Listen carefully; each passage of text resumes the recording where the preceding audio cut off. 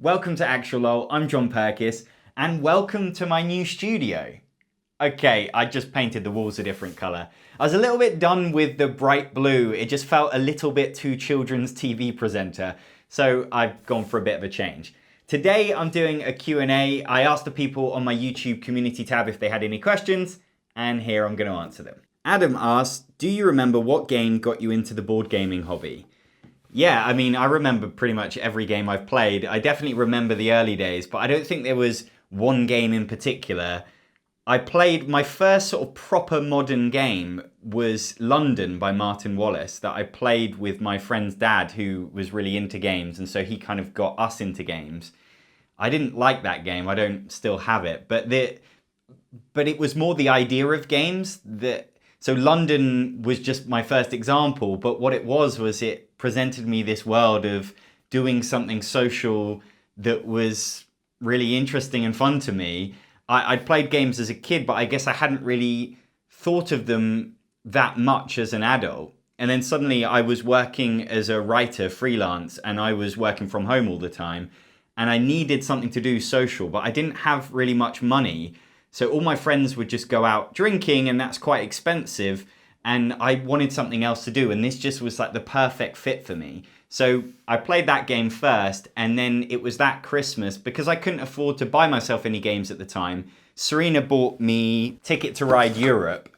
And that was, Christmas present. I think she just looked on Amazon and she got lucky that she found something good. And I just loved it, and we played it on Christmas Day, and then I got really hooked on that.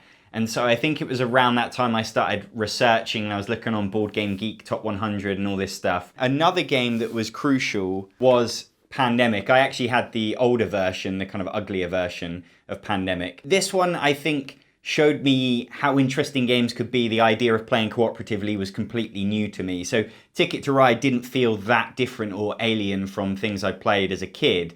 And Pandemic took it up a notch. But when I played Game of Thrones for the first time, that was when I was super hooked on the idea of a big game, and I got really so drawn in by it, and it was such just a huge moment, I think, for me, and I really just wanted to play this game all the time. All of these games played their role in getting me into board games. This was such a great entry, immediate, so easy to pick up and enjoy, and it had all the core aspects of modern gaming that I love. Pandemic made me think outside the box, and then Game of Thrones really drew me in and had that immersion and made me realize how big a game could be. She Always Wins asks, what is your favorite and least favorite roll and write? Well, my favorite, which I talk about all the time, is Quinto. Absolutely the best. It just encapsulates the great things about roll and write. You all play at the same time. You always use the same dice. There's lots of push your luck and kind of the game pulls you into doing bad things by giving you these deadly incentives, and it's short and simple and it's a small box. It's just the perfect combo of everything that's great about roll and write games. I don't really have a least favorite. I've played a lot of roll and write games I don't like, but there isn't one that stands out as being terrible. The thing that I don't like with roll and write games is when they become overblown and they're trying to make too much of a game out of this idea. I think that roll and writes work when they're simple and quick and they stick to that original formula that sort of Quick's invented.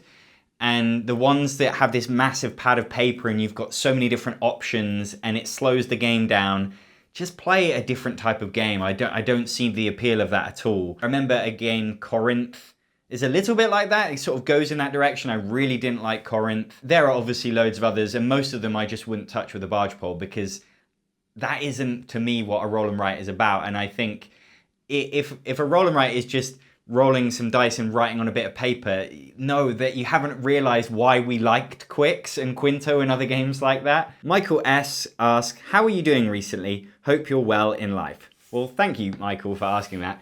I'm doing okay. I think, that's pretty much the answer that a lot of people give, considering, everything's been fine for me in the grand scheme of things.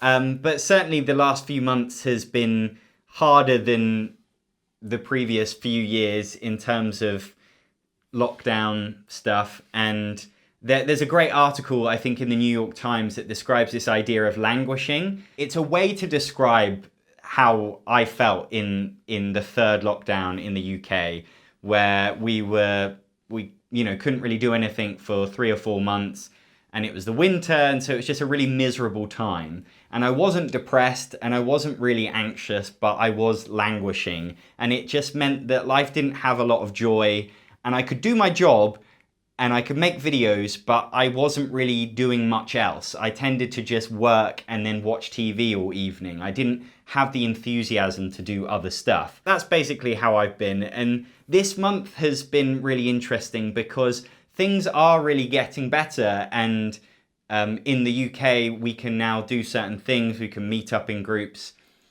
And also, I just got my first vaccine, which I'm super excited about. So I can see happy times ahead and already starting to feel good.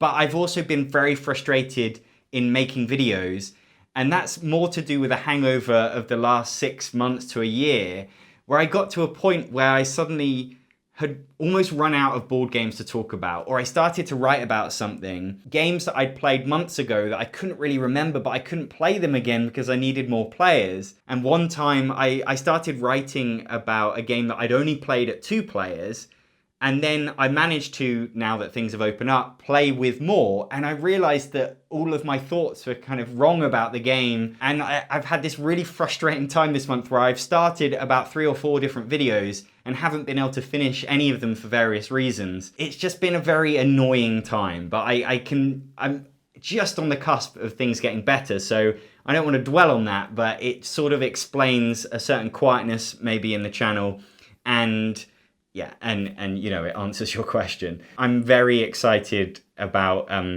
the coming months and hopefully the weather getting better in the UK, because it's been really miserable for a while. Anime and More asks, what are your favorite filler games? 30 minutes or less playtime. I love what you would consider like some classic filler games. So For Sale, No Thanks, and High Society, I would say, are like the trinity of great filler games. But you've probably already heard of them, and they're kind of what every reviewer talks about. So this was a game that we were playing last night. It's called Duck.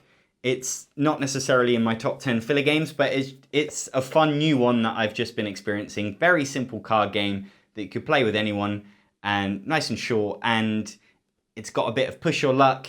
It reminds me a bit of Llama, the Reiner Knizia game that I also like.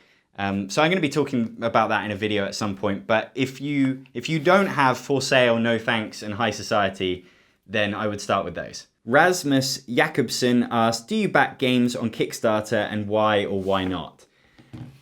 Generally speaking, yes, I do, but I haven't backed anything on Kickstarter now in over a year, and I'm definitely not backing games at the level that I was. There are just so many games released now that I don't really have the time to think about what's going to be released in a year and a half, because I need to think about what's going to be released right now. The last game that I did back was Inhuman Conditions, and I tend to back things that I suppose are a bit quirky, outside the box. I want to support the games that seem like they're doing something different. But that game was a huge disappointment for me. I talked about it in my Patreon newsletter. I think Kickstarter is great for those experiments. I haven't kept that many of my Kickstarter games, but the ones I have kept, I'm really glad that I backed. And the ones that I didn't, well, I sold them and it's fine. I was happy to have contributed to that experiment because I generally was focusing on things that were trying something new, and I thought, yes, I want to see that in the hobby. One of the games that I was really happy that I backed is Burgle Brothers by Tim Fowers. It was just doing something different, a theme at the time that was different, and I just really bought into that. I really enjoyed those days on Kickstarter where you get invested in a project that you really love and follow it through its journey, and there's just something enjoyable, even though it can take like 2 years for the game to reach you. There's something nice about that journey. But these days, Kickstarter has changed quite a lot, and whilst there are still great publishers making interesting games,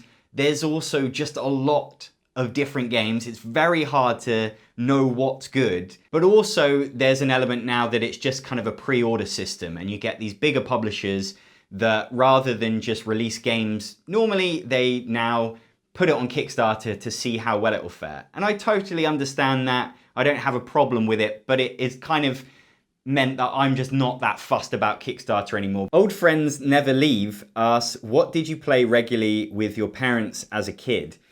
That's a tricky one. I don't have loads of memories from really young. I don't remember playing lots of games with my parents. I know we had like the cupboard under the stairs, had a lot of games in, and we had all the obvious ones like Monopoly and Cluedo. I have a distinct memory of playing the game Hotel or Hotels, where it had like plastic, I think they had like stickers stuck to them, and it was, I think it was a bit like Monopoly, and there was just like these plastic hotels. And I think at that age, I was just taken in by the look of it. One of my better memories was playing something like Scattergrees at Christmas with my granddad and my cousins and my auntie and uncle, because you just kind of all gather around on the sofa. And yeah, I think Scattergrees is a decent game. I would still like happily play it now. I think there are modern games that have replaced it, but I think it's still fun. And so I suppose that got me into party games a little bit, those memories. I remember Trivial Pursuit and hating it because maybe we had an older edition, or maybe because I was a kid, the questions were just way too hard, and I really didn't enjoy that. Michael asks, do you have any gaps in your game collection, and do you have any Grail games you are currently trying to track down? In terms of gaps in my collection, I don't think so. I've got so many games that I don't really feel that there's anything missing. If there's a gap, it's because a game doesn't quite exist yet. So I feel like there's a gap for a really good storytelling game in my collection. And there are obviously lots of storytelling games around now, but very few of them have actually ever appealed to me or really done what I was looking for in a storytelling game. And so it still feels like there's a bit of a hole there waiting to be filled. But in terms of Grail games that I'm missing, there's a few that I would love to have. Libertalia is the only game that I've played and I know that I love, and I don't have that. And there's sort of rumblings that there might be a reprint coming, so I'm really holding out for that. But I would also love an older copy of the game, and it's quite hard to get hold of. I've tried to trade with people before, and they just always turn me down because they deem Libertalia to be worth more than the game that I'm offering in return. And also from Paolo Mori, Dogs of War, which kind of came and went very quickly, and now people talk about it as being great. And it's only more recently that I've realized how much I appreciate Paolo Mori as a designer. I really love his game Blitzkrieg and his take on Pandemic Fall of Rome and a few other games of his. And then there's also a whole bunch of old Reiner Knizia games that I'd love to get my hands on. Wildlife Safari, Tigris and Euphrates. I haven't played these, so I don't know if I'll ultimately like them, but I do love Reiner Knizia, and so I'm hopeful. Brett Shanty asked, do you regret getting rid of any games? What game would you like to get rid of but haven't yet? Well, there's no game that I want to get rid of that haven't yet, because I'm ruthless. I tend to get rid of them as soon as I don't want them anymore, because I don't have the space for them to hang around. So there's maybe a few that I haven't played enough yet to sort of make that decision. So, you know, at the moment, my to-play pile is about 40 games because of lockdown problems. I'm just really behind on things, and I've been doing game nights every day. I think I've probably played a board game now every day for a week at least. And then I've got many more events planned to really try and get through them all. But in terms of games that I regret getting rid of, it tends to be more of a sadness that I wish the game had met my expectations. So there's these big weird party games, Ladies and Gentlemen and Panic on Wall Street. And they sound so great in my head. They sound perfect for me. But I wish that I kept them, not because they were great, but because I wish they had been great. I wish that I'd had the experience with them that had meant that I hadn't felt that I should get rid of them. And that's kind of the same for the game Cosmic Encounter. It sounds great in theory, and you know, I've had a bit of fun here and there with it, but it just isn't as good as I want it to be, and so therefore I sort of regret having to get rid of it. Michael S. asks, did you participate in theatre in school? When did you find your passion for creating characters, writing and acting? That's an interesting one, because I actually didn't do theatre at school or at college or at university, and I don't I don't consider myself an actor. The first time I ever acted in anything was when I made this first video, my Fun Employed video 6 years ago. And I did it because I felt that I had to do it, that, only I could be in my videos. I wasn't going to be able to get someone else to help me. I at that point I was writing comedy, so I loved writing, but acting was never a passion. And now I look back and I regret that, and I wish that I could have tried it out. I went to quite a stuffy, boring boys' school that there was a bit of theatre, I think, but it wasn't like a course or anything like that. And it just never seemed like it was presented to me as an opportunity at any point in my childhood. Nobody ever was like, oh, do you want to be in a theatre thing? And I said no. But in terms of writing and creating characters, I started a blog at university, and I would just write reports on like our football matches, and my friends found them funny. And so I realized, oh, maybe I'm okay at writing. It was after university that I just started writing sitcoms in my spare time because they were a real passion of mine. The love of characters and writing comedy, that was really just my love of sitcoms, falling in love with The British Office and then later Arrested Development and 30 Rock. I was just so into it, and then I was so fascinated with how they were made, and I was also very particularly hooked on characters. Instead of just writing sort of stand-up comedy and jokes, I like to write characters, and hopefully that's what I'm good at. Jason Cronin asks, what game have you attached the most sentimental value to, so you can't imagine getting rid of it even if you never play it?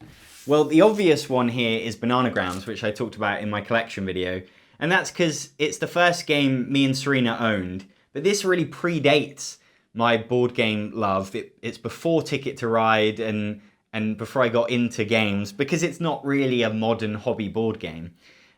We picked it up on our first holiday at the airport, and we had fun with it. A few other holidays, it's good to play on a sun lounger. We never play it. I would play it, but there's just too many other great games to play, and it's not that great. So yeah, I'm just keeping it for sentimental value. And then in terms of a hobby game, I would say possibly one day something like Game of Thrones, or more so Battlestar Galactica.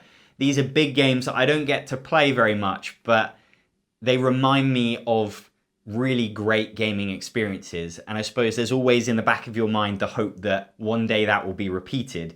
Even as life gets trickier, you sort of feel like maybe it won't. You still hold out that hope, and that's why you keep them. Pass the Dice asks, any plans to create your own game? If you could, what would the theme and mechanics be?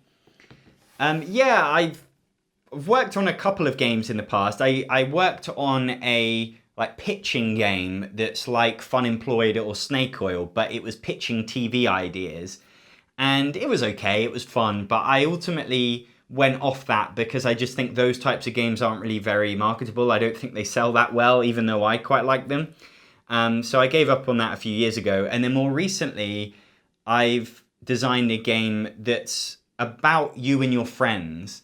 And so one player is sort of having to answer questions. They've been assigned one of the friends in the group, and they're having to answer questions, and then the other players are cooperatively trying to work out who they're talking about it. And there's a bit more to it than that, but it's inspired by other games like it. But there isn't a game out there like that I really love, that I would passionately recommend. So I suppose I saw a bit of a niche, having loved a lot of party games. And I really wanted to make a game like this that really gets you talking about each other, but not in a mean, aggressive way, in just kind of a fun way that creates a lot of in-jokes, and you can really pull on the information you know about each other. And the game works pretty nicely, but it definitely needs, play testing and development, and I just don't have the time for that. This channel takes up all of my time and all of that kind of creativity and stuff. So I would love to turn back to it, and I probably will at some point, but it's also been terrible during the pandemic to try and play it. And of course I would love to pitch it to a publisher and, have it one day made. That would be amazing. But in terms of how you asked, theme and mechanics, yeah, I'm definitely more inclined to design a party game. I don't think I'm capable of designing a really well-oiled strategy game. I think I just don't have the kind of brain for that, and I'm very happy to be a player and a gamer and a reviewer and not a designer. I'm very impressed by what they do, but I think it's a talent that I don't quite have. But I could imagine being involved with the design of like a storytelling game, and I could provide the story. And thematically, I would love something in the crime world or in the medical world.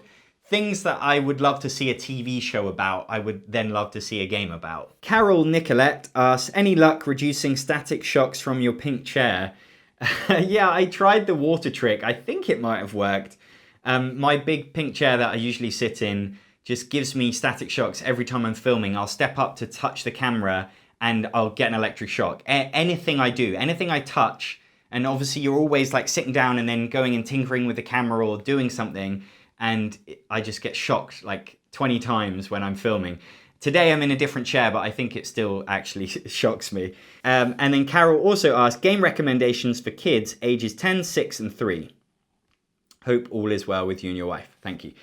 I'm not so great at kid recommendations because I don't actually have any experience playing board games with kids, but I do have some games that are good for kids, I think, and that I like. So Dragon's Breath is probably the simplest kids game that I own. It says 5+, and it's a dexterity game where you are almost betting on stuff, and it just works really nicely. I love it as an adult's game, so I would highly recommend that. And of course it's from Haber, who are great at kids games. Catch the Moon is another dexterity game where you have to stack up ladders. And well, I feel like dexterity games in general are always going to work well with kids. So if I was playing a game with a kid, I would probably bring them out.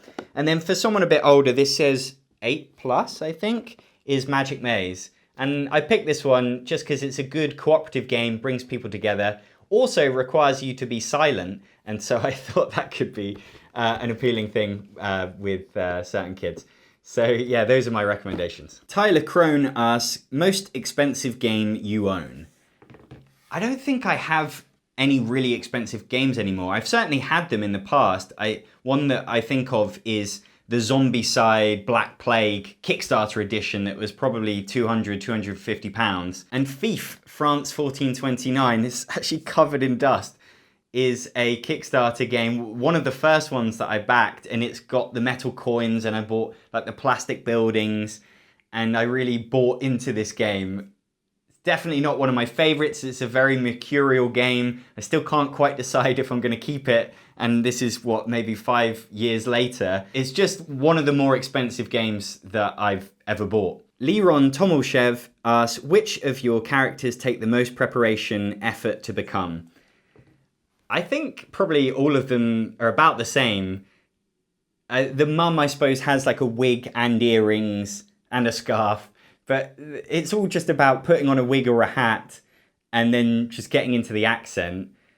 I'm terrible at doing voices, so I sort of have to repeat over and over again. And the way I do it is to remind myself of things that I've said in previous videos. Sometimes I'll watch back previous videos just to remind myself how the character talks. And then in between takes, I'll like repeat certain lines to like remind myself what the voice is. And you'll probably find in certain videos that the accents go all over the shop. And yeah, it's something I struggle with. So it's not really a preparation thing. It's not like I'm doing makeup or anything like that. But sometimes it's also kind of getting into the zone a bit. With Barry, I tend to, drink the beer that he's drinking, and that sort of helps relax me a bit. And I think you'll notice, like, as the takes go on, I kind of get a bit more into it. So Timmy becomes a bit more Timmy and Mum becomes a bit more Mum. So sometimes I'll redo stuff at the end of the recording that I sort of did at the start to make sure it's on the same level of intensity.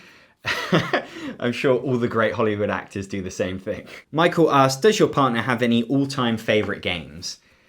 Serena tends to just play all the games that I'm playing. It's a little bit tough being a board game reviewer's wife because she doesn't really get a choice in what we play.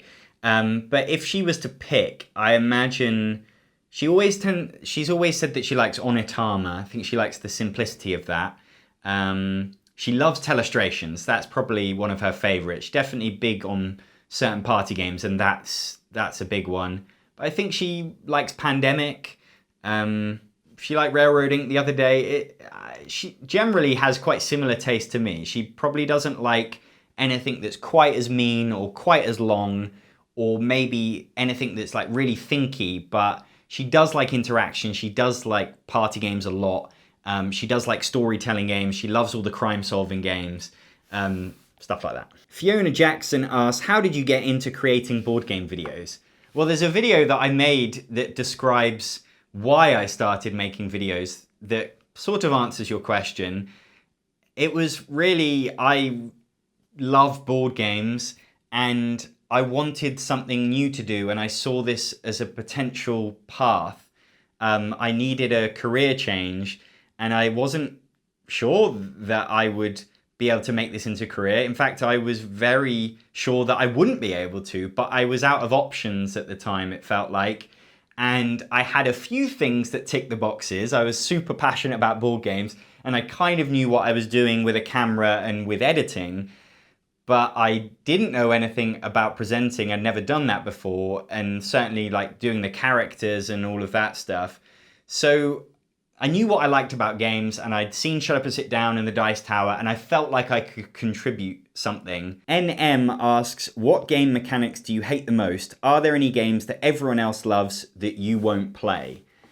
I mean, sure, there's loads of games that I wouldn't play, but in terms of game mechanics, I'm not sure there's anything I completely rule out. For me, I just don't like playing really heavy Euro games that don't have a lot of interaction and they're very complex and you really kind of just get stuck in your head. That's the thing that I don't like about them, is that you're not really being social at the table, or at least I'm not. I have to really focus on my strategy, and the tables tend to be very quiet, and there's potentially downtime between turns and things like that. That's the reason why I don't like those types of games, but they have mechanisms in that are in games that I love, such as worker placement or deck building. In terms of mechanisms that I just don't like, I'm not sure there's anything I would rule out on its mechanism alone. And if you told me a mechanism, I could probably think of a game that I do own or do like. You know, I maybe have one or two deck building games, Clank being the obvious one. I think Pick Up and Deliver is a common one that a lot of gamers don't like, and I'm not sure if I have any Pick Up and Deliver games.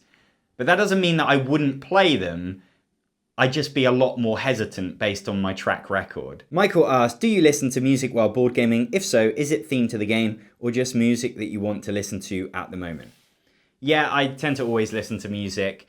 And there was a time then I went through the soundtracks and making playlists. And so I've got a Game of Thrones playlist and a Battlestar Galactica playlist and lots of other stuff. And I think that's the sort of thing that you do, you know, when you get into the hobby and you have that first surge of passion. And so, you know, for me, it was like, oh, I'm sleeving everything. Oh, I'll try painting miniatures. And then immediately realized that I'm terrible at painting miniatures. And so I gave that up. And there's all kinds of other like hobby adjacent things that you can do whilst you're not playing games, which is of course what you want to be doing. So you might be like bored at work or just on the weekend and you haven't been able to meet up with your friends to play games. So you're doing all this other stuff around it just so you can think about games all the time, and obviously making lists about all these games that you want. And of course, I've done that just like everyone else has done that. And so making playlists was probably a part of that. And I wanted to feel like, oh, I got to that weekend and I had the perfect playlist and it just made the event perfect. But now I just kind of feel like it's extra faff and I don't really go in for it. Dylan Bradshaw asks, how regularly do you do videos? Well, that one varies. It just all depends on how big the video is that I want to do. I'm always working on videos. I'm not generally ever doing anything else, but the bigger ones that I like to do, they require a lot of preparation and writing, especially if there's comedy or my characters in it. And so I just have to kind of plan them a lot more in advance and they just take a lot longer to come out. I try to do videos as regularly as I can because it's so important to being a YouTuber, and I'm definitely not succeeding on that front. In terms of the YouTube algorithm, you know, it effectively punishes you if you don't release videos at irregular intervals. And I see the effects of that. But at the same time, I want to be releasing quality stuff that people are going to really appreciate and enjoy. I want to do the comedy stuff because that's the reason a lot of people are into my videos in the first place. And so I just have to make that sacrifice that they're going to take a lot longer to make them good. And so therefore I can't do it that regularly. So I'm very, very grateful that I have patrons on Patreon that allow me to make the videos that I want to make, but also that they want to see. And those are the better, like the bigger, the more quality videos, the ones that I can put the thought and the comedy into. And if I didn't have patrons, then it's possible I would be making a lot kind of simpler, shorter, badder videos to satisfy the YouTube algorithm. And I think that would be a shame because ultimately I wouldn't have the unique selling point of Actualol in the first place. Michael asks, any current favorite or all-time favorite movies or directors? Weirdly, as I've got older, I'm not so into movies. I'm obsessed with television. And so my favorite movies tend to come from a long time ago, and I wouldn't necessarily rewatch them, but The Big Lebowski is a favorite of mine. The film Adaptation, and I remember liking Lost in Translation. These were the answers that I would give sort of 20 years ago. And I haven't necessarily rewatched them to see if they still hold up. And back then I was a bit more of a, sort of film student type that, was liking slightly artsy things. But I tend to like stuff that has a heart, but also is comedic.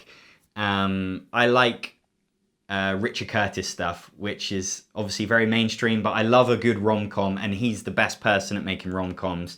So Four Weddings and a Funeral and Love Actually and Notting Hill I really like. But yeah, these days I'm all about TV shows, and they really capture a feeling in a way that films don't. And so Halt and Catch Fire is a TV show that I just fell in love with.